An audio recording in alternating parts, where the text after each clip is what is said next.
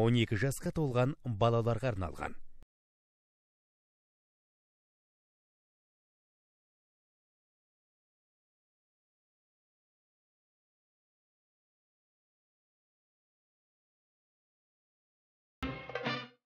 Ассалаумағалейкум әлеумет, эфирде Қышқыл-мысқыл бағдарламасы.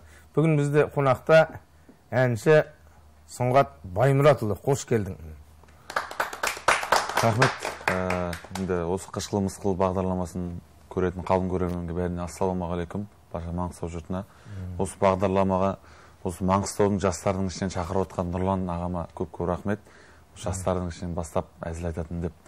Енді өйтіп әзіл қош жігіт болмағанымен енді бірен-саран білетін әзілдерімізден және оның ішінен осы өзімнің өмірден өткен әкем білетін әзілдерінен азғантай жолда отырамыз. Рахмет осындай бағдарлама шақырғаныңыз. Иә, рахмет. Қазақ, оның ішінде батыс, оның ішінде Маңғыстаудың халқы сенің әкеңді тұлғалы, өз тұғылық, табылы досым ұқсайды деп көп айтты ғой енді. Баймұрат ағамызды бәрі білет, толық болды. Бір күні уазы бар. Уаздың қасына Ғизат інісі, туған інісі, Карина машинасын тақап қойып кетті. Сол екі машинаның ортасынан кіріп, уаздың ашайына барып, бәкең айтады, ай қасқай, қай бір жіптіктей ағасына сеніп жүрді екен. Зорға кіріпті ғой екі машинаның ортасынан. Үлкен ірі кездері ғой. Сол кезде жаңа ірі кездері болу керек. Әркім салмағын сұрап қайта қоймаған ғой. Бәке салмағың неше деп. Соның әркімге салмағын айтып шаршап кеткен, білмеймін весиға түтсем, эррор деп көрсетпей қала берді.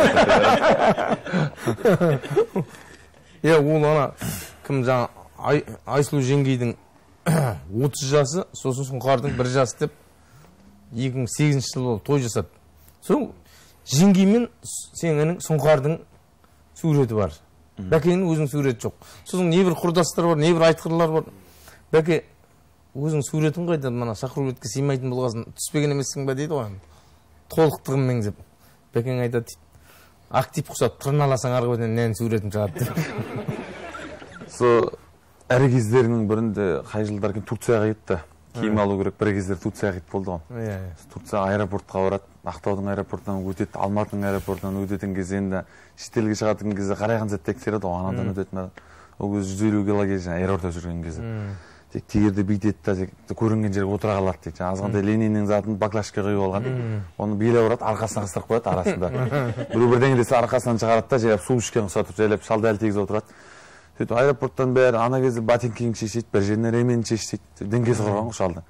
Соңында мамама келіп, енді Турцияға баратын болсаңдар, үсті басыма жапырақ бөліп өтемін деп айтады. Турцияға барып жүреді.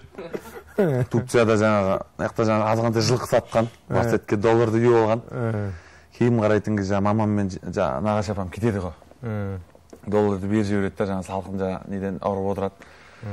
Сосын келіп, Айсұлу, мына кеше Ақтауда мына жердегі бір адамды көрдім, кеше мына жақтан бір мал ауылдағы жылқысы бар адамды көрдім.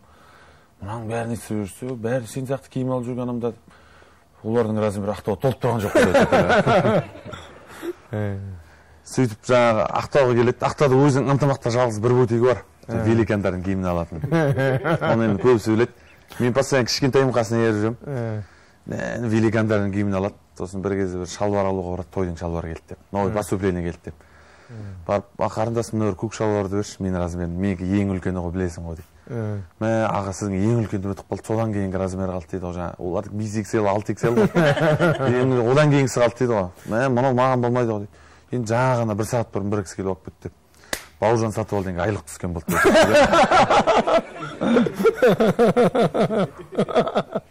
Мен ағашым Қосай болғасын, Қосайлармен көп ойнаймын. Екі Қосай нағашым бар. Біреу Рүстем, біреу Қайрат Манаш деген. Біреу Жарыс Термеш, біреу Тамада. Бір күні әжем өмірден өтеді, өзім әжем. Сөйтіп садақа сөз отырады, садақаның анда жаңында отырады, ағаларым отырады, папам отырады. Бір кезде алыстан жаңа екі нағашым жатыр. Біреу үстінде ақ шалбар, ақ футболка, ақ кроссовка. Қасында Рүстем нағашым қызыл кроссовка, қызыл футболка. Сөйтіп бақанның қасына келіп, Жиздуқа анаңыздың қайырын берсін бірдеңе деп отырады ғой. Үстіне киімдеріне ғана сендерден Маханның 70 жасына келіңдер ме деп. Бекқожа, Ерғін деген екі досы бар. Сол екі дос енді қаланың сырт жағында өндіріс жасайды, бірақ енді қалаға келсе папамды анда апарады, мында апарады, үй көрмейді, анда қыдыртады деген сияқты ғой. Давалып қалып кетеді, моншасына апарады. Сөйтіп бір жерге кафеге барады, бір жерге шөт келеді. Сосын шөт келгенге жаңа қасында Еркін деген дос үндемей отыра береді ғой. Бір жерге фотка шықпайды бірдеңе сөйтіп. Папа қалай намек тұтарын білмеймін. Еркінжан, сен мен отқан жерде гитарамен өлең айтпайсың. Мен сен отқан жерде шөт төлейін бәне деп отырады. Сөйтіп Еркін деген досына алтын балық деп атқойып қояды. Бекқожа деген досына бекіре деп атқойып қояды. Сосын бір күні біреулер сұрайды ғой. Бекқожа бекіре деп алтын балық деп атқойып қойдың, оның сыры неде дейді ғой. Енді біліп тұр ғой, екеуі қалаға келгенде қыдыртатын. Бекқожа деген бекіре деп қойған себебі бекіре деген ұстатпайтын балық. Арасында анда-санда бір ұстатып қалады, қарын жарып жіберсең ішінен икра шығады, соны икраны жейсің дейді. Ал мына Еркін деген досым алтын балық, оны да ұстау қиын, оны ұстасаң 3 армаңды орындайды деп тұр ғой. Енді қалай келген кезде анда-мында оны ұстасаң 3 армаңды орындайды деп тұр ғой. Ертқан, сен де бір-екі ауыз әзіліңді айтып отыр. Енді ассалаумағалейкум көрермендер.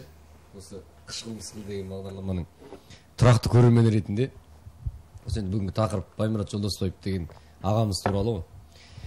Мына Ұзақбаев Түйебай дейтін ақын бабамыз тұрады, әкеміз ауылда. Жер жана тұшығылық мекенім деп бастап өлең шығарған. Сол өлең енді мынау тұшығылықтың мына шетінен басталады да, былай Қаражанбас Қаламқасты айналады, Ақшымарау Қызанмен шекара жермен қайтады. Мына жағы Жармыштың территориясына дейін шетпенмен айналып, Шайырмен келіп қайдан айнап кетті. Осы тұшығылықтың ауылдық округінің географиялық атауларының барлығын атап өтеді. Мына кімнің Жетіқайқының бірі Өскінбай Қалманбетұлының Маңғыстау жер сауларының атаулары сияқты. Сол өлеңді ауылда қалып қоймасын деп облыстық Маңғыстау газетіне келіп мен бердім де, содан кейін Байекеңе көшірмесін бердім ғой. Мынандай өлең шығыпты деп. Сол Байекең алды да, студиясы бар ғой өзінің қолында. Фонын қойып, өлтіріп алтын дауысымен оқыды ғой. Содан соткіге хит болып кетті. Содан енді ауылға да тарайды ғой енді. Біздің ауылда Адайханның Мұсасы деген Дәулет алағамыз бар ғой, айтқыр. Сол бір күні түйені көп қараған ғой, әр жерден қараған. Сол ауылға келіп ренжіп тұр дейді. Түйебайдың өлеңіндегі бүткіл жерді қарадым, бірақ түйені таба алмадым. Біраз қарап қойған ғой. Папам мен мал қарауға шығамын ғой, жылқыға. Қасында өзінің ағасы бар. Мен кішкентайым. Таңертең мал қараймыз деп шығамыз. Өзір 2-3 Лениннің аш суын алып алады. Мал қараймыз, мен енді жаңа биноклім бар құттай боламын ғой, мал қараймын деп шығамын ғой қасына папаммен деп. Қараған мал жоқ, ана төбенің басына барып құйыш дейді. Ана төбенің басына барып құйыш дейді. Арт жағында қызғындақ болады. Ең соңында тапқан малың жоқ, соңында құттай боламын, ренжимін ғой. Папа үйден алып кеттің, оны өлгенде балдарым футбол ойнайтын. Жылқы қарауға алып шықтың, неге мал қарамадық, айналып келіп ол сусын іше бересің деп та. Балам есіңде болсын. Малды табу міндет емес, іздеу парыз деп. Сол кезінде өзінің ағаларының естіген әңгімесі болу керек. Нағашыларым қосайлар деп отыр ғой, жамағадайлар. Енді менің де жамағадай нағашым бар, Самат деген. Ол да енді былай неге өнерге қатысы жоқ та, бірақ жөніңе жүргізбейтін тілі бар да кәдімгі. Көшке дей ма? Сол бір күні 25 мамыр туған күні. Сол телефонмен құттықтап отырмын ғой. Сәке ассалаумағалейкум. Ал жас құтты болсын, туған күнің құтты болсын деп. Рахмет деп жатыр. Ар жағында біреумен сөйлесіп, маған естіртіп айтып жатыр. Осы подарок бермейтін адамдардың әдеті телефонмен құттықтайды. Ар жақтағы адамға хабар айтқан болды. Мені сынап жатыр. Сен жаншып жатыр ма? Сол майдың 25-інде өтіп кетті ғой енді, туған күні. Үйімнің 10 күні күтіп отырмын ғой енді. Телефонмен құттықтап, подарок бермеген Бертханнан жомарт екен, жомарт емес екен көрейін деп. Өзіне салайын деп. Сол 10 күні әбетке дейін ұмытып кеткен ғой мені құттықтауды. Әбеттен кейін ұйқыдан тұрып жіберіп соғып жатыр. Ақжиен ренжіме, ұйықтап қалыппын, туған күнің құтты болсын деп. Сосын мен де сынай қояйын деп, сүріндіре қояйын деп. Осы түсқа айтқанда маңырайтын не еді, Нағашеке десем, әйтеуір бүгін маңырап тұрмын ғой деп. Бертхан ағам бүгін бір ауыз сөзімен мен қол бастап бүгін бағдарлама келді ғой. Әкем айтады, өнер адамдарының ішінде, Маңғыстаудың өнер адамдарының ішінде жаңағы жауапкершілігі ешқайсында жоқ, бәрі кешке дейін ұйықтайды, жалғыз Бертхан дейді. Бертханға да шаруа тапсырасың, соңында өзің зорға қашып құтыласың. Менің 30 жасым болып жатыр да. Сол енді ресторанға Нұрлан сенің де мысалы Сымғат сенің де өнерпаз досың көп, былай танитынымыз көп. Ресторан сыйғыза алмайсың ғой, 200 адамнан артық жинай алмайсың. Сосын 30 жасқа талап қойдым ғой. Кімдерді шақырамын деген кезде. 84 жылғы тұшығытта бірге оқыған құрдастарымды шақырамын. Сосын өнерпаздардың ішінен де тек қана 84-терін шақырамын. Сосын тұшығыттың өнерпаздарын шақырамын. Қалған адамдар ренжімесін, осы қалғанын көрерміз деп. Сөйтсе Сәуіржан нағашым кірмей қалған ғой. Тұшығыттың өнерпаз емес, тұшығыттың 84 емес, өнерпаздың 84 емес. 79 жылы бейнеудікі. 79 жылы бейнеудікі. Сөйтсе жаңа тойға шақырылмағанда ренжіп, сообщение жазып жіберіпті ғой. Бердіқан 30 жасың құтты болсын, бірақ мен үшін мәңгі 29-да қая көресің. Сол 30 жаста Байекең тұр ғой. Телеге айтып жатыр. Сол менің әкем Қаражанбаста милиция болған ғой, Қуаныш деген. Сол ауылда 3 Қуаныш бар. Сосын Алданып Қуаныш, Қашқынбаев Қуаныш, сосын Әлменов Қуаныш демейді, бәрі милиция Қуаныш дейді. Сол Байекең айтып тұр ғой. 79-дан тілек айтып жатқан. Менің туған күніме әкеме құтты болсын айтып жатқан да. Жаңа айтқан адамдарды желдіреді ғой сірә Байекең. Қалай не істеп қалғанын білмейсің, қалай түсіп қалғанын білмейсің. Сол бапымды, әкемді мақтап жатыр тие берсін. Екеуі де өмірден өтіп кетті. Сол айтады. Ауған даласына 79-дан 89-ға дейін қарайған солдат түсірілді дейді. Бәленбай 1000 солдат десант түсірілді. Бірақ ауған деген нені алып қалған жалғыз Ақшұқырды ауған серік дейді. Ал Қазақстан ішкі істер министрлігінде бәленбай 1000 милиция жұмыс жасайды, бірақ милиция Қуаныш деген сен алып қалған.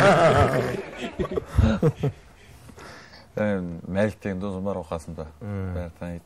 Екеуміз Жамбыл Мәлік. Қазір аягөз қайда барасың деген әмен шығып жатыр. Екеуміз тойға барамыз. Біріміз ұзын біріміз құттақандай группа не пара деген.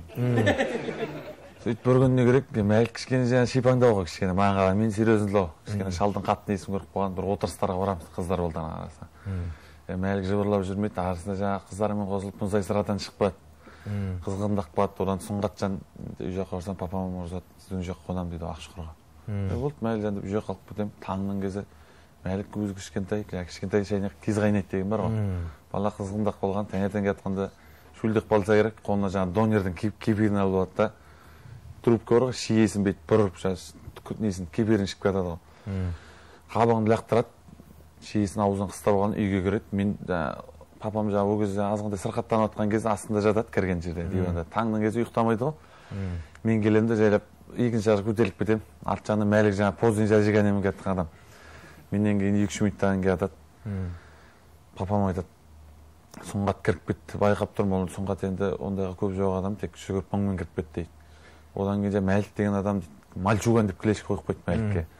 Лестницаның жартысына дейін барды да кейін қайтты дейді. Бір кезде төменде дейін барды да бір қайта кейін қайтты дейді. Ай бала қызғындақ болған көрдім. Бірдеңе шошайып шығады көлеңкеден, қарасам тісіне ши қыстырып алды дейді. Ши дейді, трубочканы қыстырып алған. Сөйтме керек таңға дейін Мәлік 8 рет түсті дейді. Аса шөл деген қасқаның баласы графинмен алып кетсе қайтады дейді. Таңертең 9-10-дарда ұйқыдан тұрамын, үйдің адамдары тұрып жатыр. Ана Сұңғат ұйқысынан тұрып жылқысына жем беруге кетті.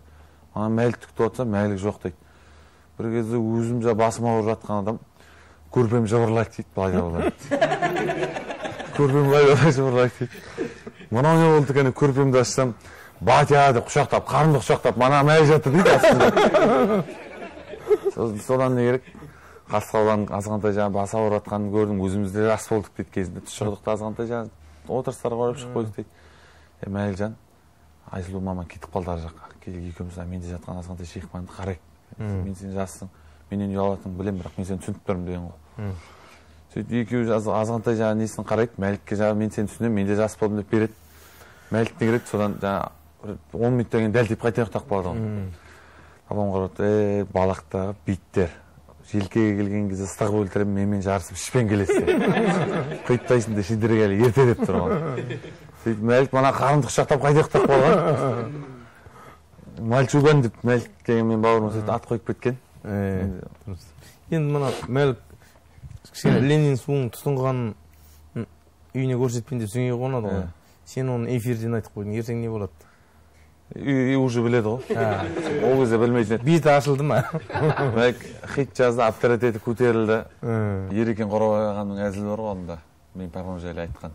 Бәрі білсе, бірі білмейді. Мына жігіттердің кейбіреулері білмеуі мүмкін.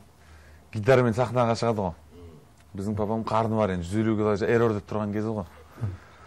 Сахнаға шығады, табыл досымды кешіп алады. Кеше гитар сыйлайды, сосын сол жерде әзіл қой досы келеді да, Баймұрат гитар қолыңда кішкентай болып тұр ғой дейді. кішкентай жаңағы құртақандай болып тұр ғой, денең бітімен сай емес өзің, нәнсің гитараң құртақандай деді. Скрипка ұқсап қалған шығар қолына. Қарынын әңгілде қарынға тірек қойып айтады ғой, сендер сияқты, жас балдар сияқты ілмейді. Нән қарынға тіреп жібереді да, жібере береді. Соны не керек? Папам айтады, енді маған сахнаға контрабас арқалап шықсын дейсіңдер ма деді. Бір кездері жылқы ұстап жүрген кезде қолын сындырып алдық, мына бұғал қарқанға қол жағын істеп кетіп. Сөйтіп Айнұр Асқар қызына барады. Айнұржан, қолымды салып бер дейді ғой бірден. Аға болды, Құдайың бар екен, уақытында келдің, қолымды салып берем. Сақинасы дәл уақытында түсейініп тұр екен. Бірақ сәл бейт қисығынан түсейініп тұр екен. Білезік жағы бейт қисайып тұрады екен. Қалай бола ма деген ғой. Айнұржан қалай қисайса да қисайсын. Биткен кезде ма аккорд ұстауға келсе болды. Сол ауылдан туған мен шешемнің туған бөлесі болды, Ербол деген тие берсін. Өмірге өтіп кетті. Сол Ерболдың да әзіл анекдоттары көп, жаңағы тықыр таянған кезде шығып кетеді, не қылады. Жақында есім дейтін ағам айтады, сол Ербол екеуміз дос болдық деп. Сол 90 жылдары басы болса керек енді. 1-200 теңгенің өзі біраз құнды ақша деймін. Содан енді бас шығып баратыр, бір құрдас баламыздың үйінде баласының пішпе тойына бару керек, енді соған дейін шыдай алмай жүріп дейді. Сосын онда мен мамадан сұрап алайыншы, апамдан сұрап алайыншы, жақында өмірден өтіп, Балзия деген нағашы апамыз, Өрөзектің қызы. Сол кісіні барып ыңғайлайды ғой шешесін да, апа бір 200 теңге берші деп. Не қыласың дейді ғой, ол біліп отыр ғой, неге жұмсайды отқан. Не қыласың десе, айтты. Жаңа бәленше дейтін досымыз баласын піштіріп еді, сөндеттеп еді. Алдымнан бала жүгіріп шықса ыңғайсыз болады ғой. Ұстата қояйын деп едім, 200 теңге берші деген ғой. Сөйтсе апамыз үйгіріп кетіп, бір көйлектік мата алып шықты дейді ғой. Бала шықса ештеңе емес, әйел шықса ыңғайсыз болар, мата апарып бер деп. Сол жаңа Ербол дейтін бөлеміз. Бір жас кезінде ғой енді. Кілең жас бойдақтар, қыздар мен жігіттер болып өлең айтып жарысып кеткен. Ербол жақ жеңіп кеткен жігіттер жаңа. Әзіл айтып жарысқан, ана болған, ең соңында анекдот айтып жарысқан, ең соңында жұмбақ айтып жарысу басталып кеткен ғой. Содан ескіде ойдан шығарды дейді ғой жаңағы. Негізі Ерекеңнің өзі ойдан шығарған. Бірақ жаңағы жақ жеңу үшін сол жерден тек. Жұмбақ деп айтты. Қандай дейді? Ну погоди, зайцы деген мультфильмді білесіңдер ғой деп айтты. Қоян белсіздіктен қашады. Қасқыр немен мотоциклмен қуады деп. Иә бәрі тыңдап. Соң қашып жатқан анау белесіп мотоцикл қоя ма? Жетік балған деген ғой. Соң бір төбеден бүйтіп қоян атып шықса, төбенің мына жағында теп-тегіс поляда, алаңда 500 бірдей маркадан 500 холодильник тұр екен деп айтады. Қоян заулап келіп ордадан зуз деп кіріп кеткен бір қаға дейді. Қасқыр жайдап келіпті де бүйтіп әнін айтып, ысқырып келіпті де холодильникті ашыпты да ішінен қоянды алып шығыпты. 500 холодильниктің 500 бірдей холодильниктің ішінен тек сразу тек бір қанбай да тауып құйрығына құлағынан бүйтіп ұстап алып шығыпты. Сұрақ деп айтады дейді. Қоянды қасқыр қалай тапты деп. Бірден қалай тапты деп. Содан мана қыздар жігіттер түгел ойнап, қыздар таба алмайды. Сол қасындағы жігіттер де таба алмайды ғой. Қалай? Әртүрлі варианттар айтып тұрайды, нұсқалар болмайды. Ең соңында өзің айта қойшы деген ғой. Таң алдында айтты дейді ғой. Қоян тұрған қадектің қасында белсебет сүйіп өлтірді. Папам Сағынжан Сәшөк деген дос өмірден өтті. Өте жақсы кісі, осындай иманды. Сол Сәшөк ағам тие берсін. Маңғышлақта тұратын еді. Маңғышлақта тұрады. Үйленді, жайрақ үйленді өзі де. Үйленгеннен кейін қызды болды, одан кейін көп ұзамай егізді болды ғой. Есептесеп, бір жыл 4 айда 3 балалы болған екен. Біздің папаның айтатын, бір жыл 4 айда 3 балалы. Күндердің бір күнді жаңа Сәшөк ағам ауырып қалды азғантай. Шоқта мектеп директоры болады, ауырып қалып, жаңа басына азғантай не қойып, Ақтауға больницаға алып келеді. Сөйтіп құрдастар болып больница жаққа жиналады. Бәрі жаңа азғантай қаражат жинайды, енді жаңа операция бар, ем бар. Сосын жаңа Қойшыбай деген ауылда ағамыз бар. Сол шығатта. Енді Сәшөк енді өте жақсы адам, папам мені жақсы көретін дауысы ғой. Қойшыбай деген жаңа ағам Баймұрат, құрдастарының арасында сен ғой ұйымдастырып жүрсің. 3 мына жаңа осы ауырып қалған неміне 3 ем бар. Біреу 400 мың теңгенің емі, жаңа басқа салат пластмасс.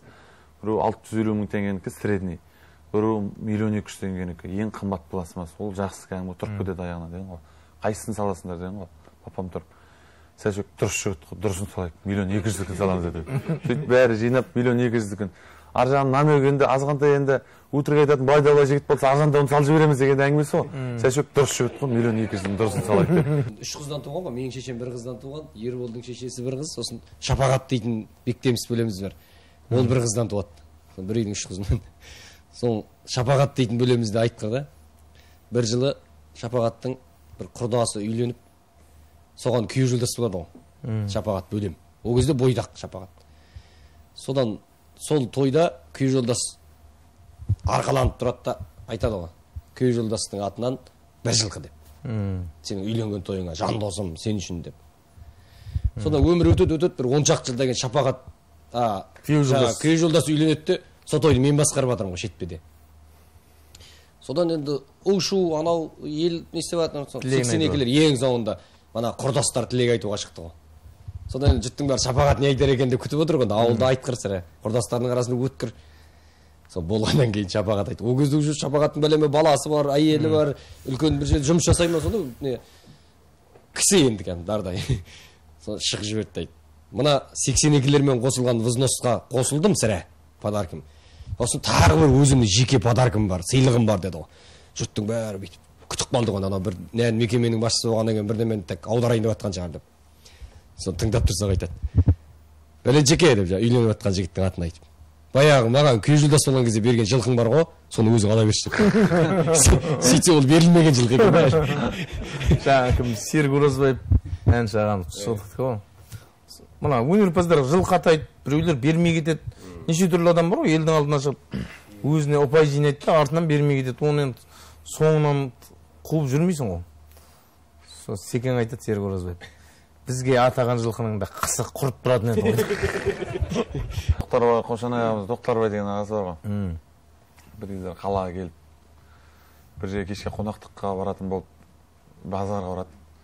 Шалбар киіп қарайды. Тар болып тұр дейді да, сандалып тырсиып. Қалпақ келіншек па, өзбек келіншек па біреу дейді. Алтын тіспен келіп, аға күшті болып тұр деп қоймайды дейді, нервісіне тиіп. Қарындас көріпсің ғой, саған тырсайды бір, ұят қой кешке мынаған барсаң. Отырсам жылтайын тұр. Отырсам жылтайын тұр. Аға бір жуып кептіріп қойсаң кеңіп көрді. Ой, құрсын, мынау бір жуып кеңіп, аға бір жууда кептіріп қой, менің айтқан деген ғой. Тоқтарбай ботаны шешіп жіберіп түр өземіз тұрған бойда. Қарындас жуып кептіріп қой, ертең келіп кетемін деді. Әзілдер көп қой айта берсек. Қошанай деген ағамыз, көп сіздер білетін шығарсыздар енді. Рахат деген қолдасы мал қарауға шығады. Сосын мал қарауға шығып, Рахаттың машинасы бұзылып, Рахаттың малын қарауға шықты, машинасы бұзылып, екеуі ауыл қарай жаяу алашаң болып қайтып келе жатқанда Қожекең іш жанып айтады дейді. Ой, сен де Рахат дегенге шығып жүрсең, Бендеттің өзі екенсің ол жерде. Бендеттің өзі екенсің ғой. Ауылға түс шығдық кезінде Қыз жібек пен Төлеген операсы барып, айға көрініс болып, халықтың бәрін кешке қарай жинайды ғой, Дон культураға. Сөйтіп көрініс болады Қыз жібек пен Төлегеннің. Сол жерде Бекежанның рөлімен атам сомдайды ғой, Аман. Сөйтіп көрініс болады, айқай халық ку қарап жатыр дейді. Бекежанның 17 жеріне келгенде атам ұйқын теуіп жатыр дейді, қорындап. Халық деген ку күліп, амандық жарды деп. Бәрін мас болып қалған, көріп қалған ғой, ұйқын теуіп жатыр дейді, қорындап. Сол кезде біздің біткеннен кейін біз пападан келіп сұрап отырды, ай Баймұрат қалай болды? Ой, қалай болмаса болды ма? Біздің шалға Бекежанның дұрыс бір рөлін сомдап қойса, біздің шал Барматухаға той алып ұйқын жіберіп жатыр деп айтады. Сұңғатжан, уақытымызда таяқ болған сияқты, өзіңе бір ауыз сөз берейік. Не дейміз, енді азғантай енді жас болсақ та осындай бағдарламаға келіп халықтың арасына шығып жатырық. Сізге көп рахмет, Нұрекеш шақырғаныңызға. Өзіңіз бір жағынан нағашы болып келесіз. Енді келесі бағдарламаларға көрермен болып келуге де асығамыз. Осы бағдарламаны тынбай көреміз. Қалың көрерменді шақырамыз. Осындай өзіміздің ауыл айтқыштар деп, Маңғыстау әзілдері деп шығарған кітаптар бар. Маңғыстауымыздың әзілдерін көтеріп, осылай халықтың арасында кеңінен тарап жүре берейік. Осындай жақсы бағдарламаларды кездесе берейік. Шақырғаныңызға көп рахмет. Рахмет. Енді мынау қышқылы-мысқылды бастағанымызға біраз уақыт болды ғой енді. Бүгінгі ең жас қонағымыз осы Сұңғат Баймұратұлы. Алтын уақытыңды бөліп келіп жатқанына үлкен рахмет айтамыз. Шығармашылық табыс, ән қанатың талмасын, Алла жар болсын деген тілектеміз. Құрметті көрермендер, қышқыл-мысқыл бағдарламасының кезекті санында кездескенше аман сау болыңыздар.